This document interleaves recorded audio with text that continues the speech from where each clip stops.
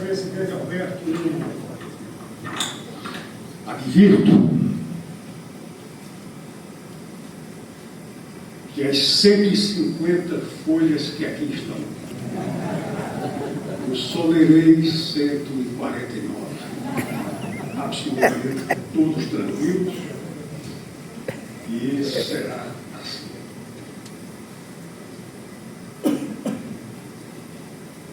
Presidente Alberto, o que é que eu faço? Se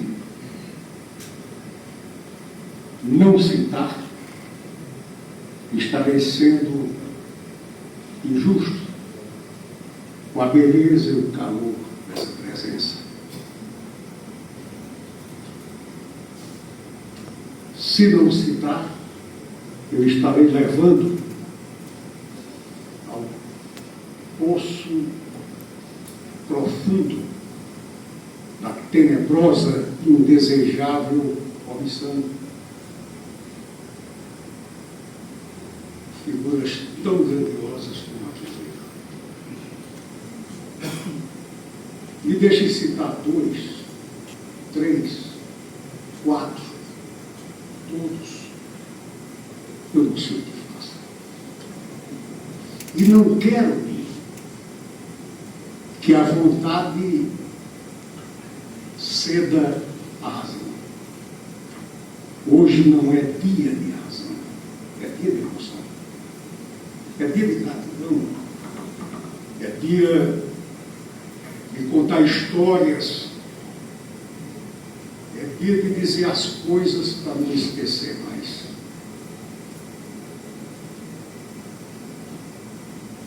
Nilda e Anivaldo. Ixió.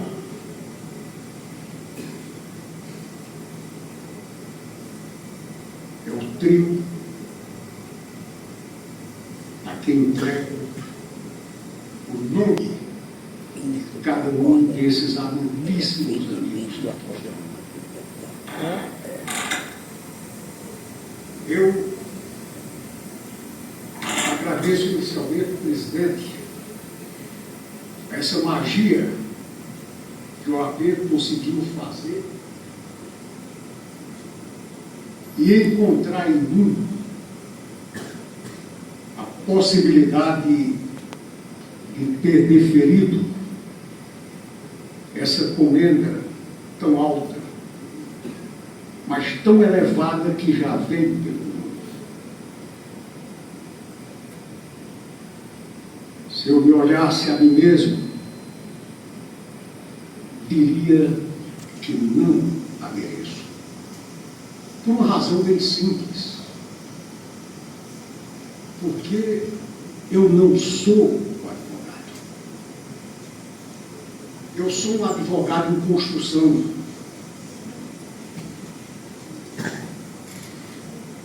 E não acredito que possa haver outro meio senão construir-se perenemente, constantemente, como advogado. E quando se fala então em advogado criminalista, a coisa complica ainda mais e muito mais profundamente. Porque as indagações, elas são de vida e de morte. Elas são de cárcere e de liberdade. Elas são de perder-se e encontrar-se. Elas são de morrer todo dia na dor do outro. Por isso que digo que sou ainda um advogado em construção, aprendendo a conviver com os filhos dos que estão provando o fel do tribunal, dos injustiçados, dos silenciados. Olham o criminalista e dizem: assim. Ei, doutor, liberte o pai.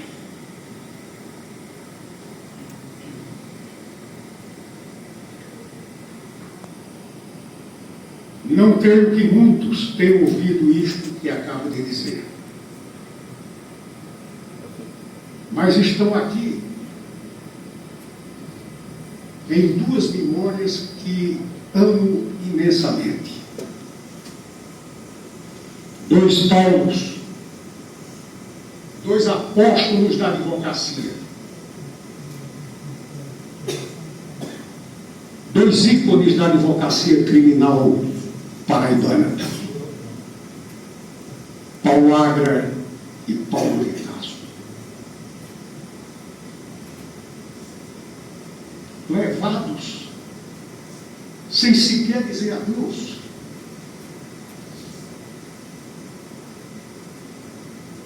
pois bem, eles ouviram isso que acabo de dizer, o que eu ouvi e tantas vezes ouvi assim. Portanto, é necessário que se agradeça nessa hora.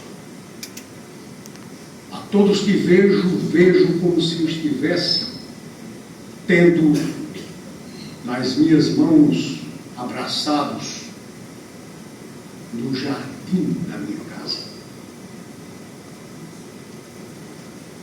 No jardim da minha vida, eu que nasci no ventre da Borborema. Eu que nasci nesta serra, numa primavera desta serra. E aqui,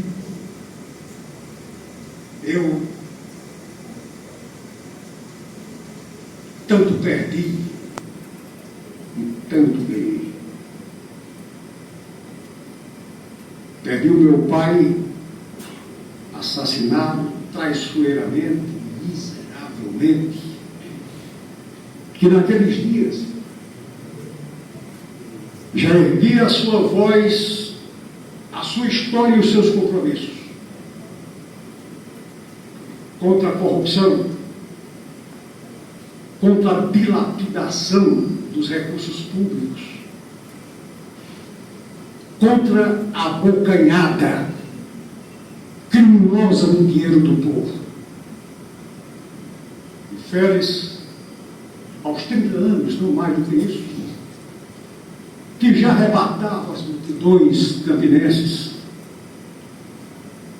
foi levado pelas mãos de dois tiranos, o que executou e o que permitiu que executasse. E é para ele, presidente, pedindo a sua permissão, que vai esta comenda. Eu ponho nas mãos daquele jovem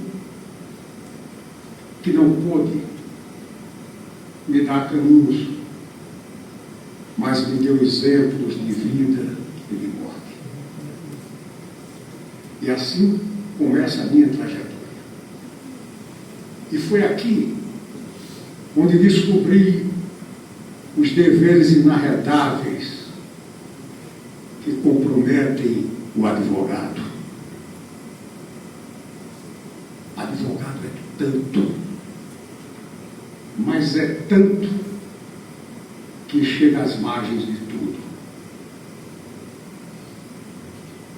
Não há juízes sem advogados.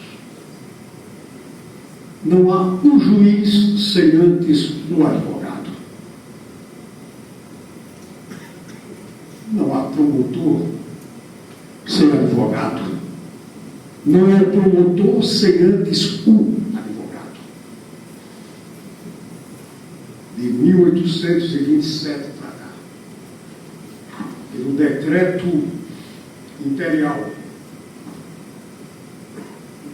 2 cidades no Brasil repartem essa data: São Paulo e Olinda, e tenho certeza absoluta que Olinda, o Nordeste, foi a que primeiro instalou o curso jurídico no Brasil. Por onde haverão de passar gerações e gerações, por onde haverão de sonhar mulheres e homens vocacionados para a luta incessante da advocacia. E digo, presidente, agora, já me encaminhando para o encerramento, que esta corrida, ela pesa toneladas de obrigações. Não poderia haver absolutamente inspiração maior do que a de se projetar na figura de Vital do Rego a maior comenda da advocacia campinense. Se fosse ela da Paraíba, se fosse ela do Brasil, ainda seria pouco. Mas ela é maior porque ela é da advocacia campinense. Do território do mestre, do recanto do tribuno, do quadrado da sua voz e da sua coragem, da combatividade irresistível e invencível de um dos maiores advogados deste país. Conheci de perto Vital do Rego. E ainda mais o advogado Vital do Rego. Quantas e quantas vezes estivemos, fosse na marcha da política, fosse no caminhar da própria advocacia, aquela figura absolutamente controversa, porque era tão gigante que não se conseguia olhar para Vital olhando para baixo. A sua altura era tamanha, a sua altura era tão significativa, que no seu brilho de diamante no tribunal do júri, inquietava as velhas poltronas do nosso fórum. Ninguém ficava parado. Os olhares se entrelaçavam, as mãos se contraíam uma com as outras, os olhares incendiavam, os corações palpitavam e podíamos ver pelas vestimentas. Quando se erguia a voz de Vital do Rego, flamejando nos caminhos do direito, na complexidade das suas circunstâncias, no horizonte quase que impalpável da norma jurídica. E Vital emocionava até a parte examinense. Era impressionante. Era impressionante vê-lo na abordagem do caso e na lógica da argumentação. Nada, absolutamente nada. Um depoimento, um substantivo perdido no contexto, um adjetivo impróprio, na mão dele, acabou. Ali estavam as coisas liquidadas. Tantas vezes, com profunda emoção, eu vi o direito tremular. o direito que Vital do Rego jamais permitiria que fosse insultado, como criminalista e como constitucionalista. Duvido muito estivesse Vital em paz aqui, nesta terra de tantas armadilhas da fake news e da idiotice institucionalizada. Duvido que estivesse em paz o Tribuno Vital. Duvido que o Tribuno Vital aceitasse silenciosamente, pacificamente, que viesse dos Estados Unidos patadas para a soberania nacional.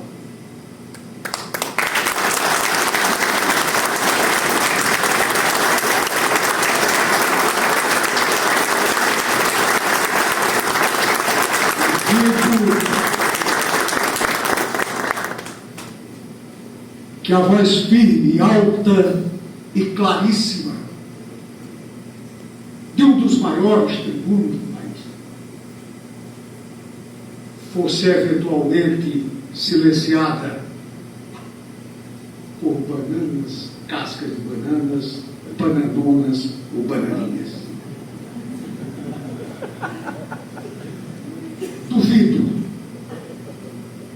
Duvido que ele não estivesse agitando as massas universitárias campinenses e paraibanas,